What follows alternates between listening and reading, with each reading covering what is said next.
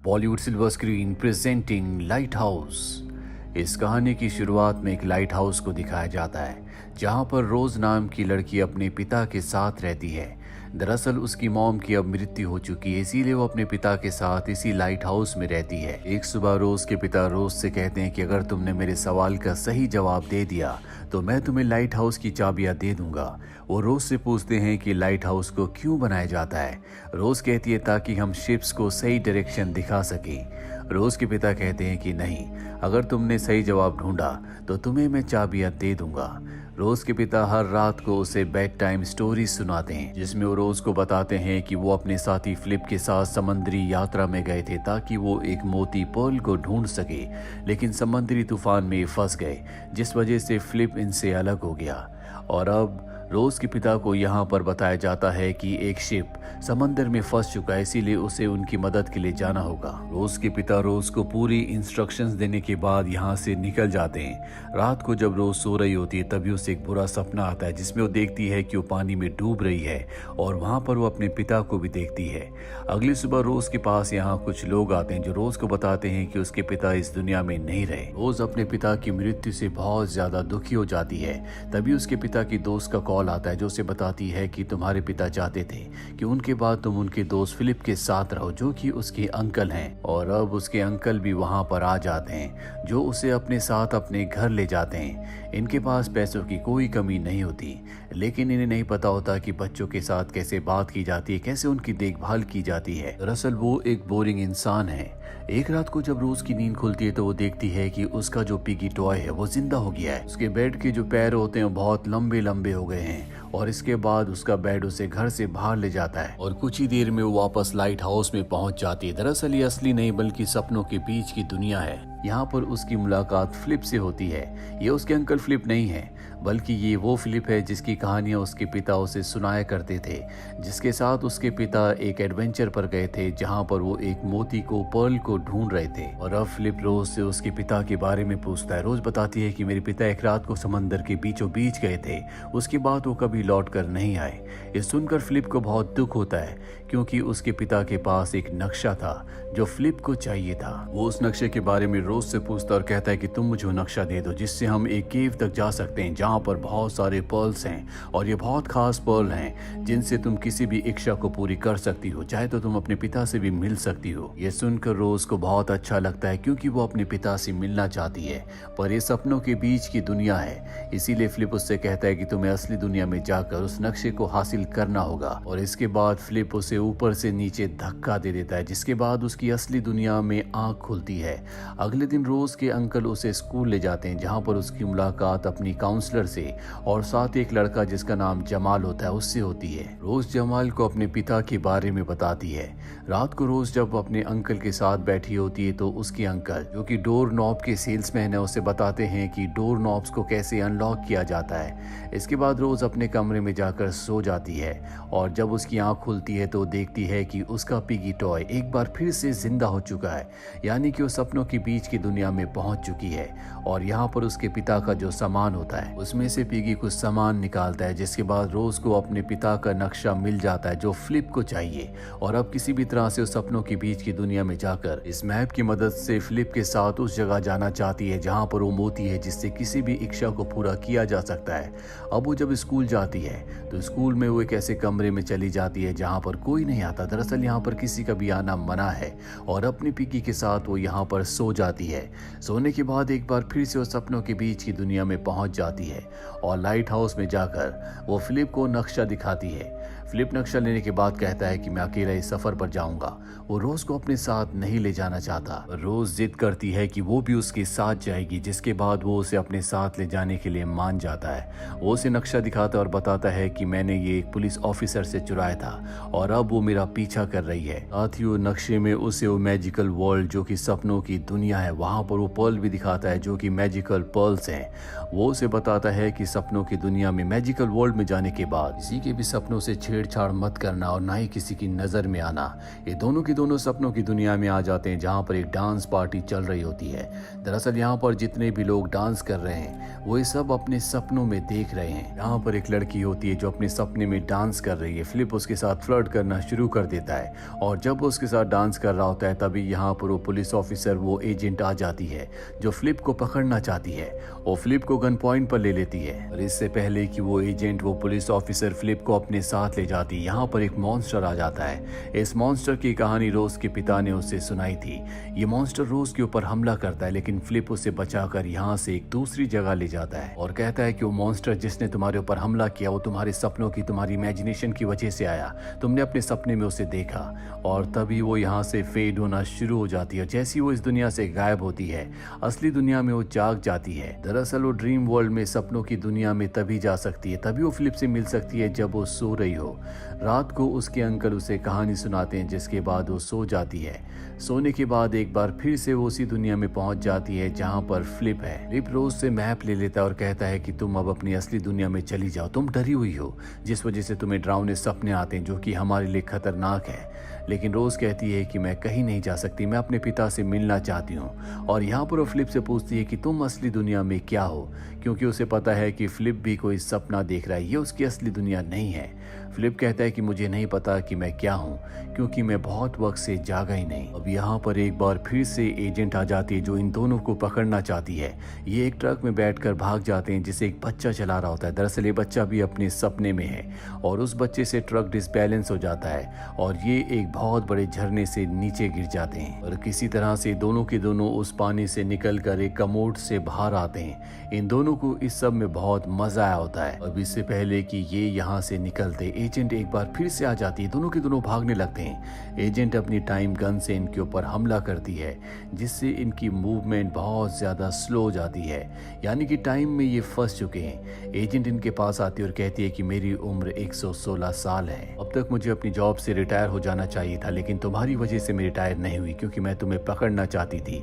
ये सब के सब अब नॉर्मल हो जाते हैं और एजेंट फ्लिप से कहती है कि असली दुनिया में कोई भी तुम्हारी परवाह नहीं करता, इसीलिए तुम असली दुनिया में जागते नहीं हो। और इसके बाद एजेंट इन दोनों को एक सेल के अंदर बंद कर देती है जहां पर फ्लिप रोज को बताता है कि एजेंट ने बिल्कुल सही कहा, असली दुनिया में मेरी कोई परवाह नहीं करता, इसीलिए मैं बहुत वक्त से जागा ही नहीं, यहाँ तक कि मैं ये भी भूल चुका हूँ कि असली दुनिया में मैं कौन हूँ। यहाँ पर एक बार फिर से एजेंट आती है जो रोज को अपने साथ ले जाती है। वो कहती है कि तुम्हारे पास दो ऑप्शन है, या तो तुम फ्लिप के साथ हमेशा के लिए यहाँ पर कैद रहो या तुम्हें ये बोलना होगा कि तुमने सबक सीख लिया। रोज कहती है मैं सिर्फ अपने पिता से मिलना चाहती हूँ। एजेंट उसे कहती है कि तुम्हें आगे बढ़ना होगा, तुम्हें अपनी जिंदगी में आगे सच्चाई को एक्सेप्ट करना होगा, नहीं तो तुम इसी तरह से हमेशा बुरे ख्यालों में फंसी रहोगी। अब तुम जाग जाओ। जिसके बाद रोज जाग जाती है। जागने के बाद वो अपने अंकल के पास जाती है और कहती है कि मुझे मेरे डैड की याद आ रही है। उसके अंकल उसे एक पुराना वीडियो दिखाते हैं जिसमें उसके पिता के साथ उसके अंकल भी होते हैं और यहाँ पर उसके अंकल ने हूबहू फ्लिप जैसे कपड़े पहने होते हैं। रोज के अंकल रोज को बताते हैं कि बचपन में मैं तुम्हारे पिता के साथ खेला करता था, जिस खेल में मैं फ्लिप नाम का एक कैरेक्टर बनता था। हम दोनों बहुत इंजॉय करते थे, हमारी जिंदगी में एडवेंचर था। फिर तुम्हारे पिता की शादी हो गई और वो लाइट हाउस में रहने के लिए चले गए। मैंने तुम्हारे पिता को बहुत समझाने की कोशिश की लेकिन उन्होंने मेरी बात नहीं मानी, जिसके बाद मैंने तुम्हारे पिता से बात करना बंद कर दिया। पहले मैं हमेशा अपने सपनों में फिलिप नाम के कैरेक्टर को, जो कि मैं खुद था, देखा करता था, लेकिन अब मैं सब कुछ भुला चुका हूँ। मैंने कभी फिलिप को दोबारा नहीं देखा, मैं कहीं ना कहीं उसे भूल चुका हूँ। और यहाँ पर रोज को समझ में आ जाता है कि सपनों में जो फिलिप है ये और कोई नहीं बल्कि उसके अंकल ही हैं, जिन्होंने पिछले 30 सालों से फिलिप का सपना नहीं देखा। और एक यही कारण होता है कि पिछले 30 सालों से फिलिप सपनों की दुनिया में फंसा हुआ है, वो कभी जागा ही नहीं, क्योंकि असली दुनिया में रोज के अंकल उसे भूल चुके हैं। अगले दिन एक बार फिर से रोज स्कूल जाने के बाद नीचे बेसमेंट में उसी जगह पर जाती है जहाँ पर किसी का भी जाना मना है। वहाँ पर वो अपने पिगी के साथ सो जाती है। सोने के बाद वो सपनों की दुनिया में उठती है और सबसे पहले वो फिलिप के पास जाती है जिसे एजेंट ने कैद कर रखा था। वो फिलिप को वहाँ से निकालती है और जब ये दोनों के दोनों यहाँ से निकल रहे होते हैं तभी यहाँ पर एजेंट आ जाती है। एजेंट इन्हें पकड़ना चाहती है, लेकिन रोज बड़ी चालाकी से एजेंट की गन से उसे टाइम लूप में फंसा कर यहाँ से फिलिप के साथ निकल जाती है। ये दोनों के दोनों यहाँ से निकलकर एक बर्फीली जगह पर पहुंच जाते हैं, जो कि एक दूसरे आदमी का सपना होता है, जो बड़े बड़े पक्षियों के ऊपर बैठकर उड़ रहा होता है। अब यहाँ पर एजेंट भी आ जाती है, जो इनका पीछा कर रही होती है। ये भी उन पक्षियों के ऊपर बैठकर इस जगह से निकल जाते हैं और उस घर तक, उस हट तक पहुंच जाते हैं, जिसके अंदर से ये उस जगह तक पहुंच सकते हैं जहां पर वो पर्ल है, जिनसे किसी की भी कोई भी इच्छा पूरी हो सकती है। ये दोनों के दोनों उस घर के अंदर जाते हैं और एक समंदर के किनारे पहुंच जाते हैं, जहां पर लहरों में बहुत बड़ा बड़ा उफान होता है। यहाँ पहुंचने के बाद ये दोनों बहुत खुश हैं और अब रोज फिलिप को बताती है कि तुम एक इंसान का सपना हो। हालांकि ये उस इंसान को भूल चुका है, लेकिन रोज फिलिप को बता देती है कि तुम और किसी का नहीं बल्कि मेरे अंकल फिलिप का ही सपना हो। हालांकि वो असली दुनिया में जागे हुए हैं, लेकिन वो तुम्हें असली दुनिया में भूल चुके हैं, इसीलिए तुम सपनों की दुनिया में फंस चुके हो। और जब से तुम उनके सपनों की जिंदगी से दूर हुए हो, उनकी जिंदगी पूरी तरह से बदल चुकी है। उनकी जिंदगी में उदासी के अलावा कुछ भी नहीं है। वो दुनिया में किसी से बात नहीं करते, हमेशा अलग अलग रहते हैं। उनकी जिंदगी में बिल्कुल भी रोमांच नहीं है। रोज फिलिप को सब कुछ याद दिलाई रही होती है कि तभी स्कूल की बेसमेंट में टीचर आ जाती है, जो रोज को जगह देती है, जिससे वो सपनों की दुनिया से वापस आ जाती है। इसके बाद रोज के अंकल को बुलाया जाता है और उन्हें सब कुछ बताया जाता है। रोज के अंकल रोज को घर लाते और उसे डांटते हैं। रोज कहती है कि तुम मेरे पिता नहीं हो, और ये कहकर वो अपने कमरे में आ जाती है। रात को जब उसके अंकल सो रहे होते हैं, तो वो उस बोट से, जो कि उसे उसी के अंकल ने दी थी, लाइट हाउस की तरफ निकल पड़ती है, जहां पर वो अपने पिता के साथ रहा करती थी। रोज ने फैसला कर लिया है कि अब वो उसी लाइट हाउस में रहेगी, लेकिन समंदर की लहरों में उफान होता है और जब वो आगे बढ़ रही होती है, तभी उसका पिगी पानी में गिरने लगता है। जब वो उसे बचाने की कोशिश करती है तो उसके सर पर चोट लगती है और वो नाव में ही बेहोश हो जाती है, जिसके बाद एक बार फिर से वो सपनों की दुनिया में पहुंच जाती है। और अब उसे पता है कि वो पर्ल कहां पर है। जल्दी वो उन पर्ल्स तक पहुंच जाती है और जैसे वो एक पर्ल को उठाती है, समंदर का दानव ऑक्टोपस, जो कि इन पर्ल्स की रक्षा के लिए है, वो उस पर हमला करने लगता है। लेकिन इससे पहले कि वो रोज को मारता, उसके अंकल पानी के अंदर प्लेन ले आते हैं और रोज को बचाकर यहाँ से निकालकर लाइट हाउस की तरफ बढ़ चलते हैं। लेकिन अब भी ऑक्टोपस उनका पीछा कर रहा होता है। वहीं असली दुनिया में दिखाया जाता है कि रोज के अंकल रोज को ढूंढने के लिए लाइट हाउस की तरफ बढ़ रहे होते हैं, लेकिन समंदर की लहरों से, समंदर के उफान से उन्हें बहुत ज्यादा डर लग रहा होता है। वहीं सपनों की दुनिया में दिखाया जाता है कि रोज और फिलिप, जो कि अब लाइट हाउस की तरफ बढ़ रहे होते हैं, उनके पीछे ऑक्टोपस आ जाता है और तभी रोज के हाथ से वो पर्ल गिर जाता है। हालांकि फिलिप उस पर्ल को उठा लेता है, लेकिन तभी वो ऑक्टोपस, वो शैतान, उन्हें अपनी गिरफ्त में ले लेता है। और इससे पहले कि वो फिलिप का खात्मा करता, फिलिप उस पर्ल को वापस रोज की तरफ फेंक देता है। रोज उस पर्ल को उठाती है और विश मांगती है कि फिलिप वापस उसके अंकल के सपनों की दुनिया में चले जाए।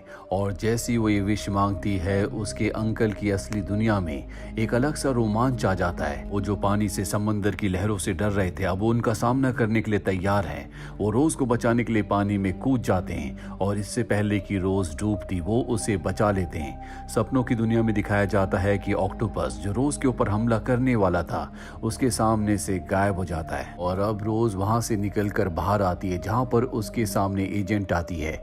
एजेंट उससे कहती है कि मैं खुश हूं कि फिलिप यहाँ से जा चुका है। और रोज खुश नहीं होती, क्योंकि उसके पास अब कोई भी पर्ल नहीं है। वो अपने पिता से मिलना चाहती थी और ये बात वो एजेंट को बताती है।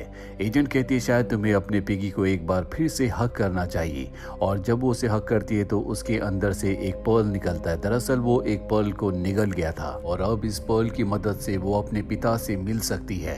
एजेंट जब वहां से चली जाती है तो वो अपनी विश मांगती है, जिसके बाद उसके पिता वहां पर आते हैं। वो अपने पिता से मिलती है। रोज के पिता रोज को देखकर बहुत खुश होते हैं। वो रोज से कहते हैं कि मुझे तुम पर गर्व है, लेकिन तुम्हारी जिंदगी यहाँ पर नहीं है। असली जिंदगी में, यानी कि वेकिंग वर्ल्ड में तुम्हारी जिंदगी है। वहां तुम्हें वापस जाना होगा, जहां पर तुम्हें जिंदगी को एक बार फिर से शुरू करके आगे बढ़ना होगा।